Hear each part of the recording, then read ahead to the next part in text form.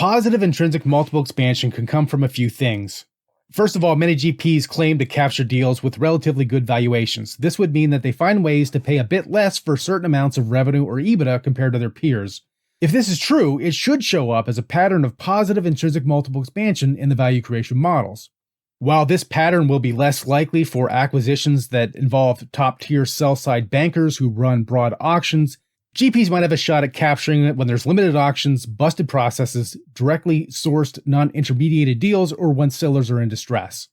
You can also generate positive intrinsic multiple expansion on the exit side. For example, strategic buyers usually pay higher prices than financial buyers, which are just other GPs, so you can get it from a strategic buyer or a financial buyer that overpays. And you can generate intrinsic multiple expansion by materially improving the quality of a company.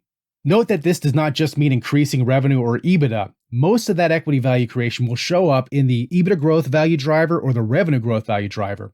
Here we're mainly talking about improving the quality of revenue or the quality of EBITDA.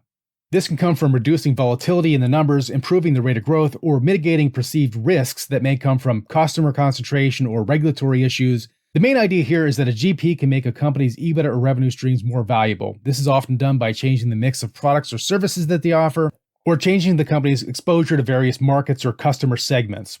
When this happens, you should see some positive intrinsic multiple expansion.